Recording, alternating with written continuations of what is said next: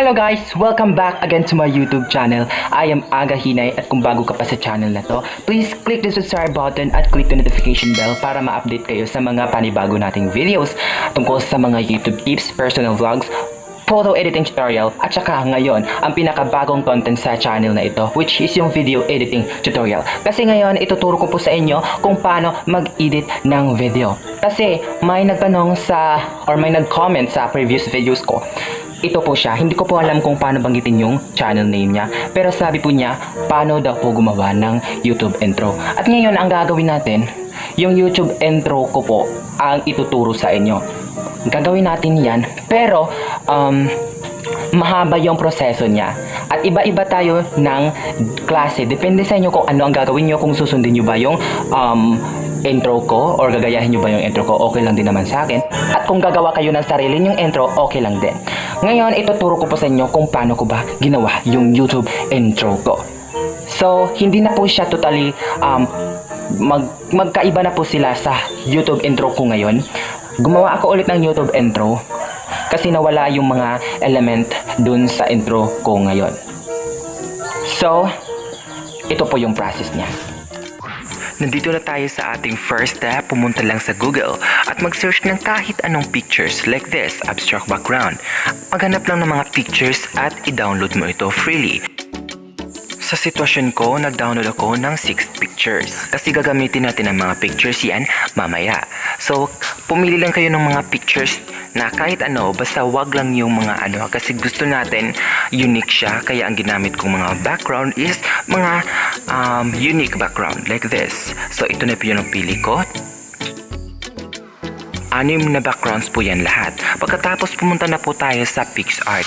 Pag nasa PixArt ka na, mag-add lang ng pictures na plain like this, white. So white plain background yung gagamitin natin. Pagkatapos mag-add lang po tayo ng text. So ganito ang gagawin ko. Kumuha lang ng first letter sa iyong name like this, A. Kasi ang totoong pangalan ko is Aga.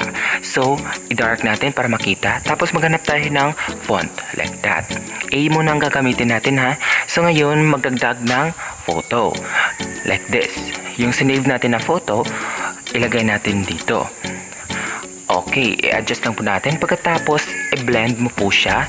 Yan, i-blend po natin siya into screen. Pag na-blend na po siya, magdagdag ulit ng isa pang picture. So, bali 2 picture sa isang letter. Ganyan. I-adjust mo lang siya. Pagkatapos, i-blend mo naman siya ulit. At ang blend is ilagay mo siya sa screen. Like that. So, pagkatapos, i-save mo siya. I-save mo siya at gawin mo yan sa lahat ng letter sa name mo. Pagkatapos, punta naman tayo sa background eraser. Kasi dito natin i-remove ang mga white background. Kasi mas madali. So, tignan nyo kung gaano kadali. So, ilagay natin siya sa auto mode at itapat ang cursor sa white color. Like that. At i-check mo lang at i-save. Gawin mo rin ito sa lahat ng letter ng pangalan mo.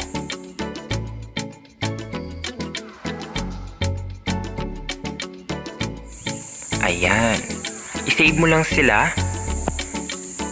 Okay. So ngayon, punta ka ulit sa Google. Mag-search ka naman doon ng cute background or something na kahit anong background na pwede mong i-background. Okay? So, ang gagamitin kong background, okay, maghanap muna tayo ng background dito. So, ang gagamitin nating background is ito. Ito yung napili ko, tapos i-download natin yan. Ngayon, pabayaan mo muna yun at pumunta sa YouTube. I-search mo sa YouTube ang kahit anong free sounds like this.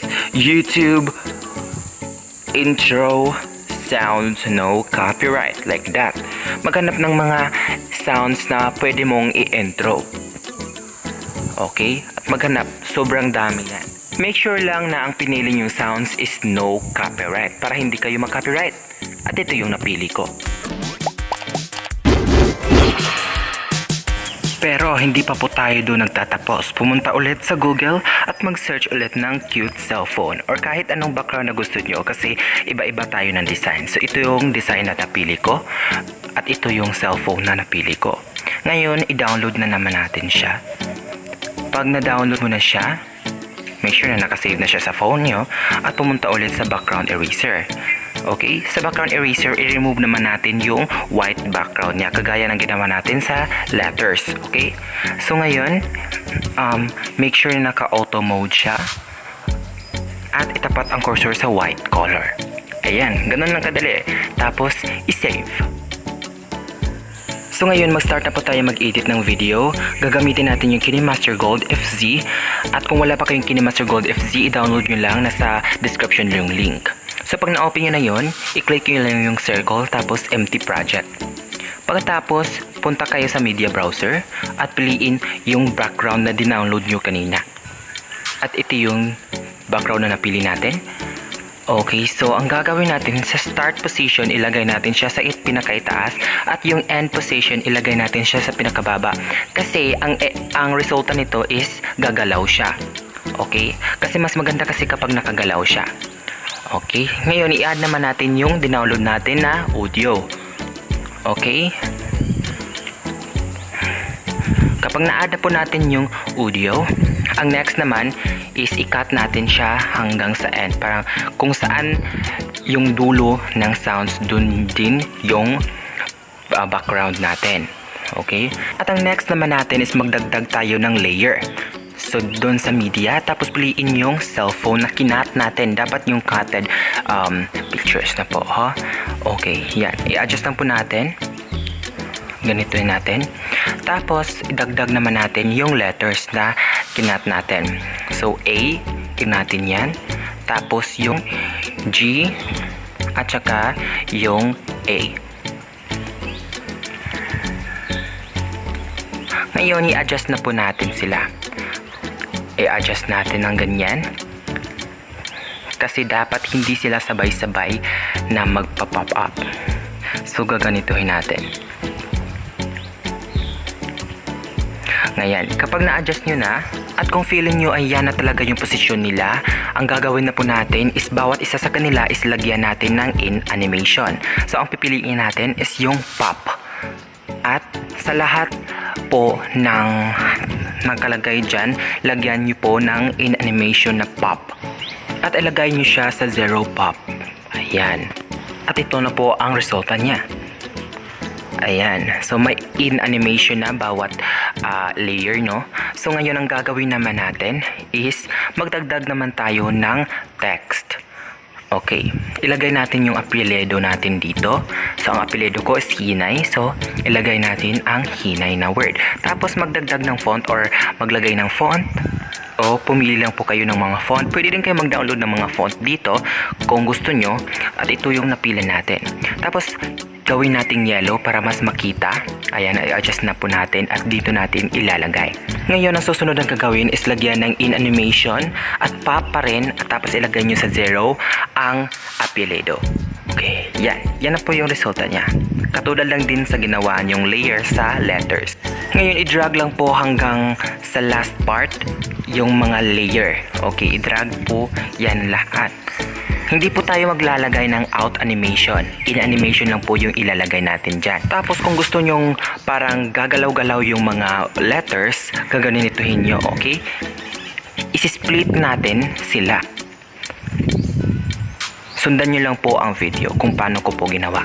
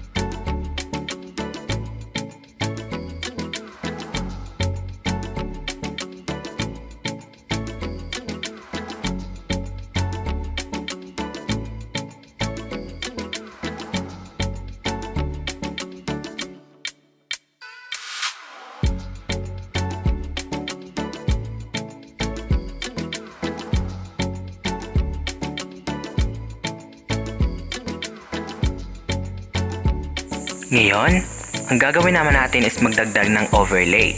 Dito makikita nyo yung mga overlays, iba't ibang overlays. At ang pipiliin natin is ito. Parang pipindot-pindot na kamay. Yan. Lakihan natin. Pagkatapos, lagyan natin ng in-animation na pop. Okay. Pagkatapos, ayan. Pop na po siya. At ilagay natin siya sa medyo center. O, i-timing po natin kung saan siya magpipindot. Ngayon, magdagdag naman tayo ulit ng overlay at ang pipiliin natin is itong parang explosion. Ayan. So, ang gagawin natin, itapat natin siya sa parang point ng kamay at lakihan natin. Okay, lakihan natin. Tapos, magdagdag ng in-animation na pop. At ang resulta niya is parang nag-explode talaga siya like this.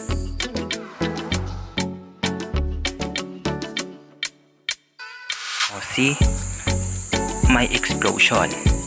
Tapos, ang gagawin naman natin is magdagdag ulit ng parang mga effects like fireworks. So, ito. Pinabase ko lang ito sa sounds. Okay? Dapat kasi kung ano yung sounds mo, babagay din siya sa video mo. So, ilagay natin dito. Ayan. Damihan natin. At saka dito naman sa kabila. Pagkatapos, ang mga overlay na yan is i-adjust natin kasi dapat hindi sila sabay-sabay na mag-in. Ngayon, isa sa kanila, lagyan natin ng in-animation na pop kasi nga exploding, 'di ba? In-animation na pop, tapos ilagay nyo siya, i-adjust nyo po siya kung anong timing sila lalabas. Ayan. At ngayon, kapag na-timing mo na siya sa sounds, i-cut na po natin. Okay. I-trim natin siya, i-cut natin yung right side niya. Ayan. Tapos yung out animation, gawin nating fade.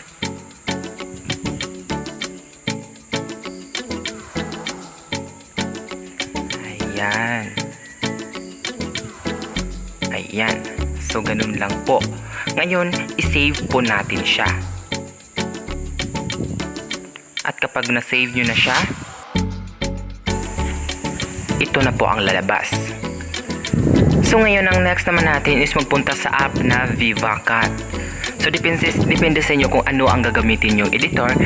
Pangdagdag ko lang ito sa mga paggalaw-galaw ng video natin. So ngayon, create lang po tayo at piliin natin yung video na sinave natin galing sa Kinemaster. At ngayon, ang gagawin natin is magdagdag tayo ng VFX. Okay, i-play natin yan. So, yung VFX is lalagay tayo ng parang may beat. Okay? So, piliin natin itong heartbeat. Ngayon, is i-timing natin siya sa sound.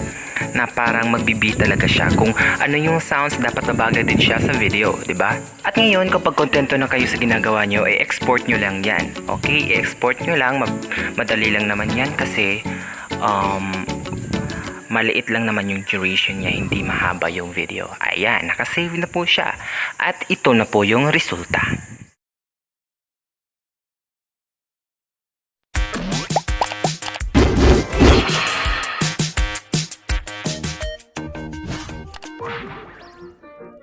So, ganun ko po ginawa yung YouTube intro ko.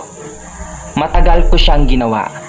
Mahaba ang proseso. Pero ang duration is onti lang. Kasi nga intro nga lang, 'di ba? Kapag intro, hindi siya lalampas ng 20 seconds. Kasi hindi na 'yun intro. Bali, movie na 'yan. So, ngayon, kung nagustuhan mo ang video ito at kung may natutunan ka sa video ito, please click the subscribe button at click mo na rin yung notification bell para ma-notify kayo sa mga bago nating uploads. So, yun lang po ngayon at maraming salamat. Bye-bye!